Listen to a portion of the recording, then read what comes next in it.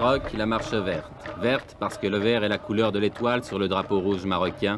C'était la couleur préférée du prophète Mahomet. Et parce que cette marche est aussi une marche sainte. Du moins, c'est ce qu'on leur a dit aux Marocains quand on leur a demandé d'aller récupérer les arpents de sable colonisés par l'Espagne, le Sahara occidental, au cours d'une marche sans précédent dans l'histoire moderne.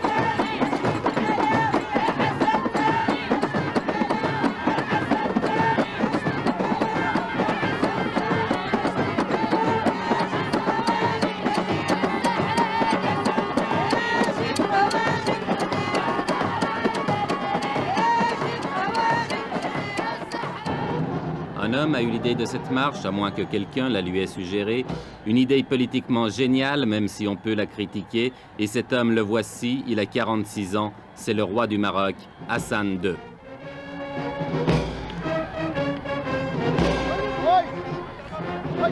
Avec la marche verte, Hassan II espère gagner sur tous les plans, faire oublier les problèmes intérieurs, se réconcilier avec son opposition, même de gauche, et surtout ressouder le peuple marocain dans un immense élan de nationalisme. On dit qu'il joue sa couronne dans cette opération et c'est vrai qu'elle n'est pas sans risque.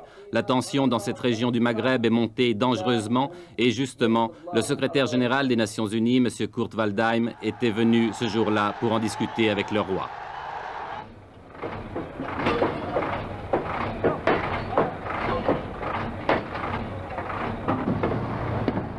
Mais au-delà des coulisses de la diplomatie, la marche verte a été lancée. L'armée et la police, l'administration civile contribuent à sa réalisation. C'est presque la totalité des moyens de transport du pays qui ont été mobilisés, trains, autocars et camions rassemblés à Marrakech, devenue la capitale du grand départ.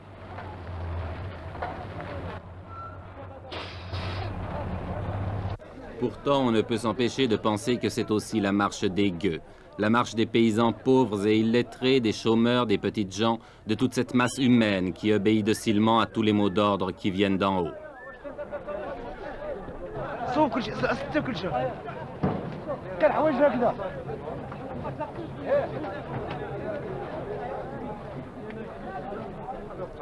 Le roi avait demandé 350 000 volontaires. Ils ont été presque le double à s'inscrire. Pour beaucoup, c'était l'occasion de faire pour la première fois de leur vie un grand voyage ou de voir la mer, bref, presque des vacances offertes et organisées par Sa Majesté.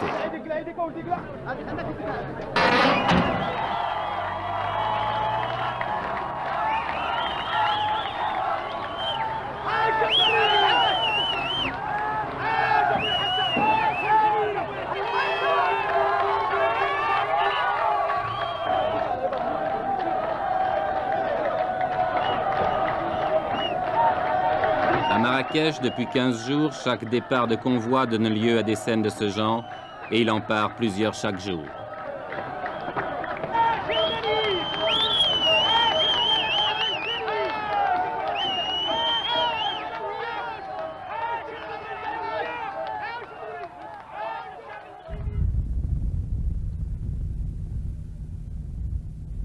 Ils sont partis de toutes les régions du pays, de toutes les provinces. Ceux qui venaient du nord ont parcouru plus de 2000 km, entassés par paquets de 50 sur chaque camion.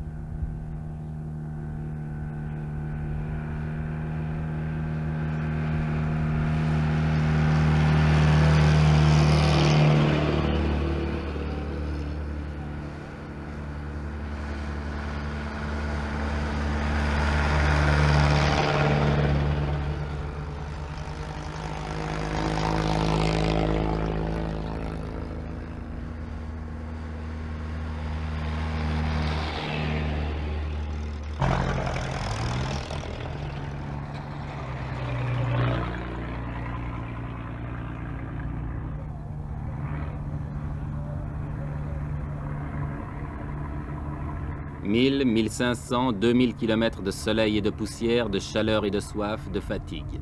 Mais tout a été prévu, sans doute depuis plusieurs mois, malgré le caractère spontané que le Maroc a voulu donner à cette manifestation. Ambulance, ravitaillement, essence, eau. En principe, les participants à la marche ne manqueront de rien. Une question, mais qui restera peut-être toujours sans réponse, quel sera le coût définitif de cette épopée? Avant le désert, un camp de transit a été installé à Agadir qui peut accueillir 30 000 personnes.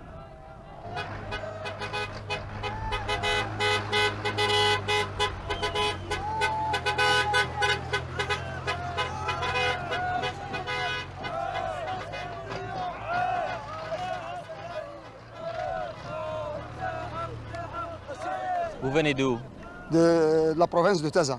C'est à combien de kilomètres d'ici? D'ici à peu près dans les 700 km. 700 à 800. Il y a combien de personnes qui sont venues de cette province? 10 000 personnes. 10 000. 10 000 personnes. Et maintenant, vous allez partir où? On va y aller, Inch'Allah, au Sahara. Au Sahara? Au Sahara. Jusqu'à Terfaya? On dépasse, Inch'Allah, le Terfaya. Vous allez passer la frontière aussi? Après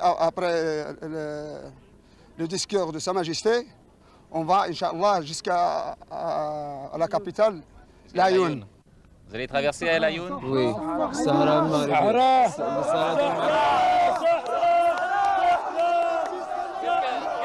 Qu'est-ce que ça signifie? Qu'est-ce que ça signifie le Sahara pour vous? C'est notre terre et notre pays. Nous traversons non pas l'Ayoun seulement, mais toutes les villes et tous les villages occupés par les Espagnols. On veut notre terre, on veut toujours notre terre. On veut notre terre jusqu'à la mort. Notre terre, c'est toute notre vie. C'est notre terre, ça y est. Vive le roi Hassan II! Vive le roi Hassan II! Vive le roi Hassan II! Vive le roi Hassan II! Vive le roi! Vive le roi Hassan II! Vive le roi Hassan II!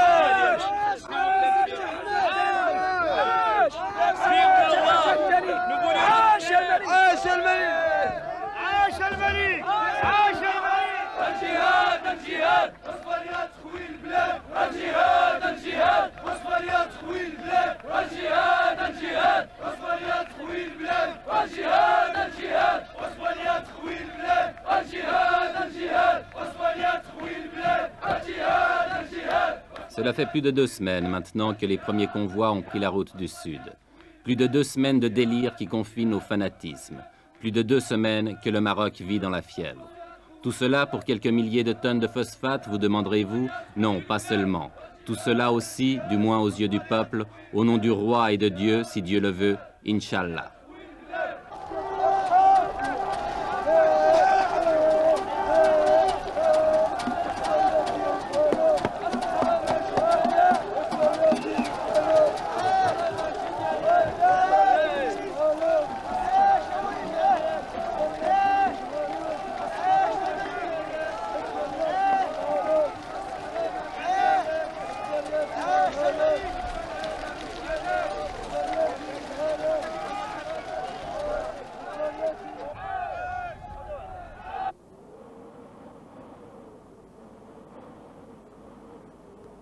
« 350 000 personnes lancées dans le désert, affrontant les vents de sable, reconnaissons que cela ne s'était jamais vu. En deçà des considérations politiques qu'elle peut inspirer, la Marche verte offre le spectacle hallucinant d'une nation jetée dans l'aventure. Folie ou coup de bluff, impérialisme ou nationalisme, je l'ignore. Mais regardez ces images.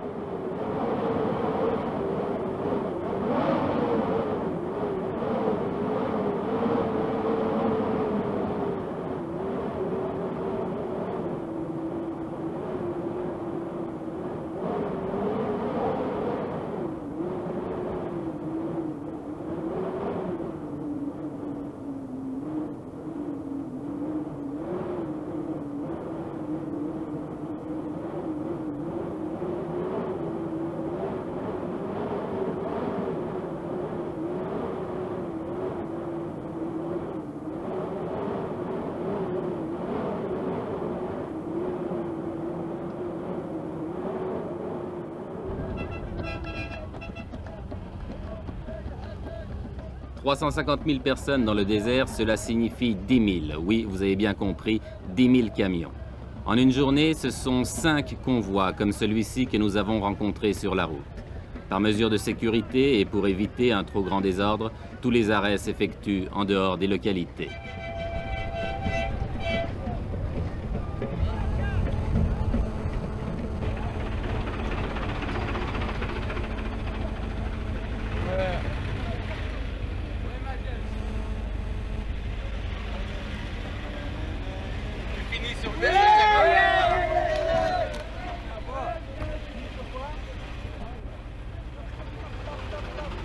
Chaque fois que nous dépassons un convoi, nous retrouvons la même atmosphère, une atmosphère de frénésie. Et chaque fois aussi que nous interrogeons les gens, ils nous font les mêmes réponses. Écoutez. Jusqu'où vous allez? Sahara. Pourquoi vous ne laissez pas le peuple sahraoui s'autodéterminer, choisir lui-même? Parce que le peuple sahraoui est sous la domination du roi. Eh ben, comme vous dites, c'est... Sahara, c'est à nous. Non. Pour être juste, les Sahara nous ont cédé. Et les Sahraouis, ce sont des Marocains pour vous? Oui, c'est ça.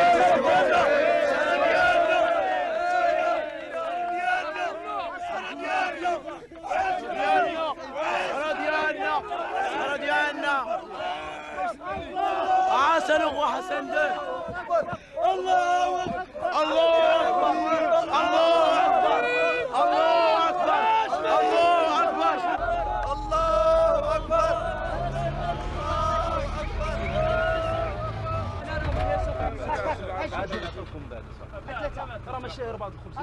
Tout le long du voyage, les vivres sont assurés. On distribue les miches de pain à la lancée, mais en proportion calculée, un pain pour 4 hommes. Le convoi se ravitaille donc, puis reprend la route.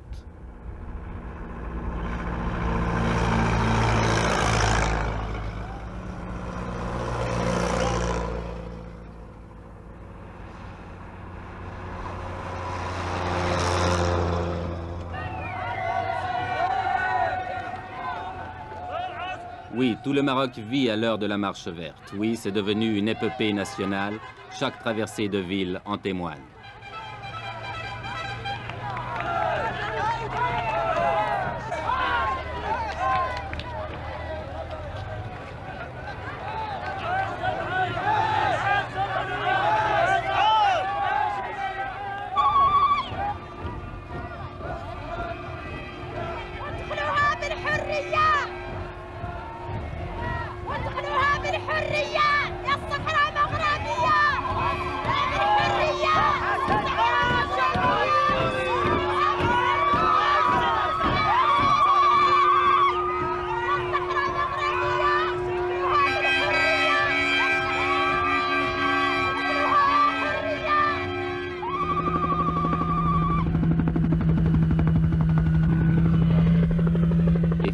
C'est l'arrivée à l'extrême sud du Maroc, à côté d'une petite bourgade perdue dans le désert, où avait atterri autrefois l'avion de Saint-Exupéry, Tarfaya.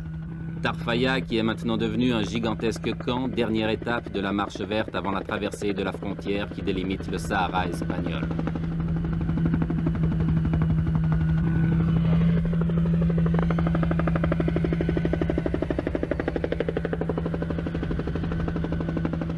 Dans ces alignements de tentes et de camions, on s'est installé province par province. Et l'ambiance de ce campement le fait ressembler à un Woodstock du désert.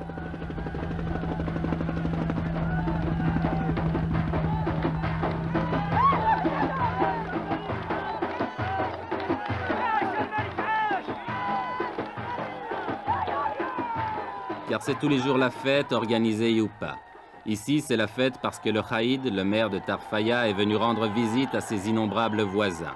Lui qui vivait seul ou presque dans son bled oublié au fond des sables, que doit-il penser de ce fantastique rassemblement ?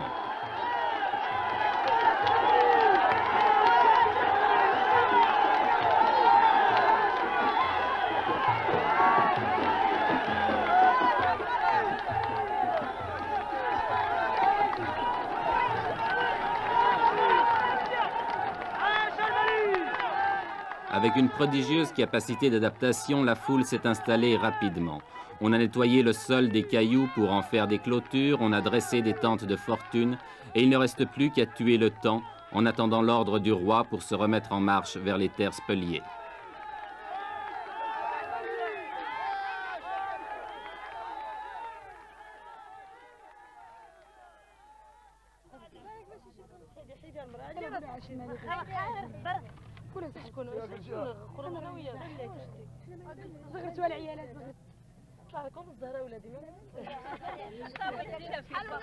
Les vivres sont distribués par les organisateurs, mais comme on n'est jamais si bien servi que par soi-même, on s'est mis à faire la cuisine, à frire les beignets, à faire bouillir le thé de menthe ou même à cuire le pain.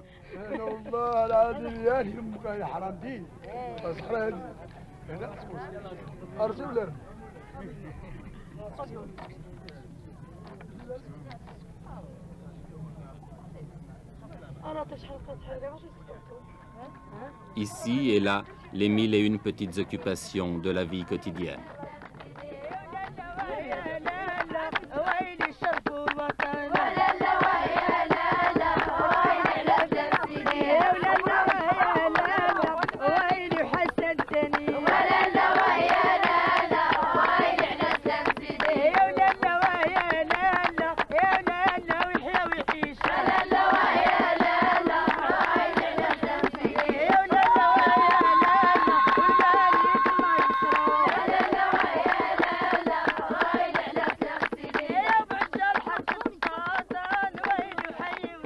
On danse, tandis qu'à quelques kilomètres de là, on se prépare peut-être à la guerre. L'Espagne, depuis le week-end dernier, a tout à coup durci sa position et ne semble plus du tout disposée à laisser pénétrer la marche verte sur son territoire. Que va-t-il se passer? Mais qui se pose ici ce genre de questions?